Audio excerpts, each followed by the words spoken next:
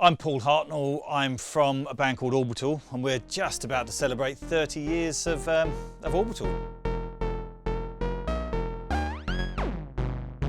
About 93, we got our first ARP. Didn't really know much about synths, we still only had a few synths, mostly sort of Roland synths back then. And they've got a certain inherent character. Nowadays I know, different manufacturers have a different flavour, but when I discovered the sort of ARP sound, it was very, very different to a Roland sound, and fell in love straight away. The bass end on an ARP is very, very precise and controlled. Unlike a big billowy moog kind of sound, I find you can have a very sort of subtle, subby kind of bass, and it will sort of ping through a track and really stand out, even though it's quite soft and smooth. They're very good at that, but if you want it to be big and aggressive, it will be as well.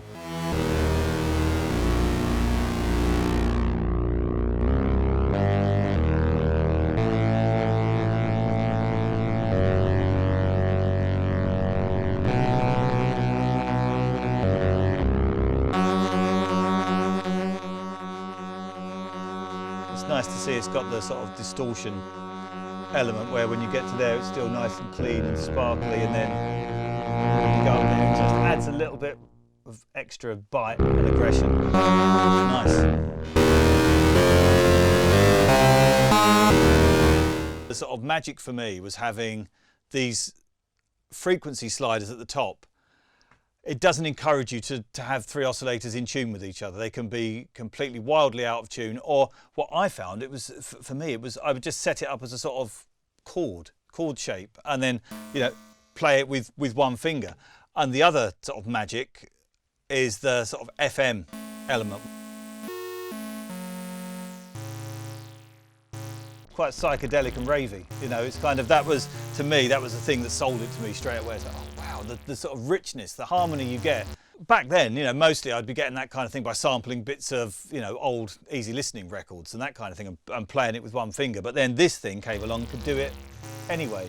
And you can kind of just pitch it to your track that you're playing with. You don't really think about it. I don't think I ever tuned it back in the day, with a conventional tuner. You just kind of grab it, get something that, oh yeah, okay, that's where I want that. Nice.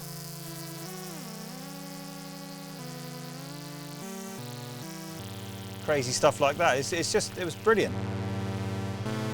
But then you start getting involved with the FM and start bringing in this kind of dissonance. And then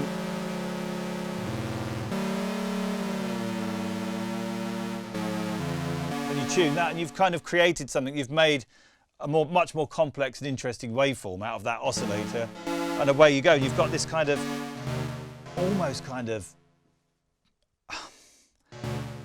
70s Doctor Who-ish kind of vibe, you know what I mean? It's quite, especially when you add a bit of spring. It's big though, it's a big, nasty sound when you want it to be. It's great.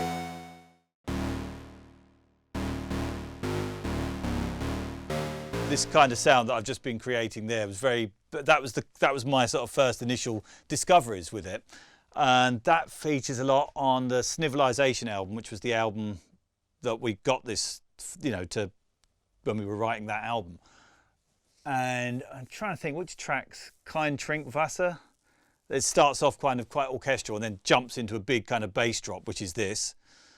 What else? The other track on In Sides, the bass line for the part one of Out There Somewhere is very big 2600 sound. They're two sounds that come to mind when I first got the thing.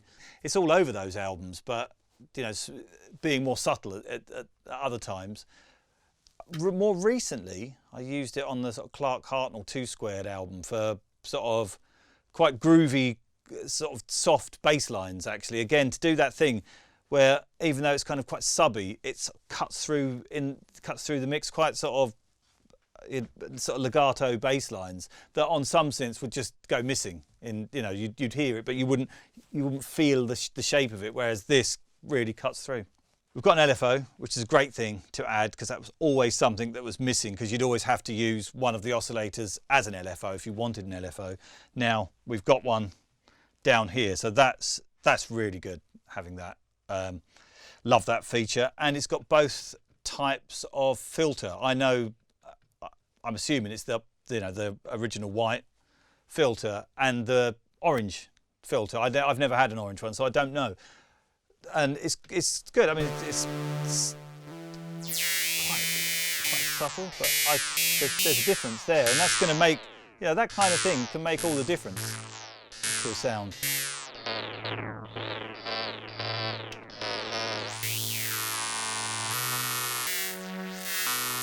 So that's good to have.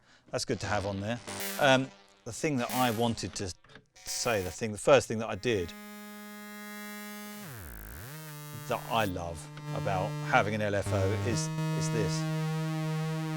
Being able to do pulse width modulation on this oscillator. That's such a itch that needed to be scratched, and it's great that I can now do it and still have the other oscillators around it, And I can't see any difference. I'm not spotting any differences between this and my one. It sounds maybe subtly different. I don't know. I haven't done a one-to-one comparison, but from my knowledge, all old synths like this all sound different to each other anyway, even if they're the same batch. Over the years they just change. This sounds like a fresh, sparkly, clean, dirty ARP, straight out of the box.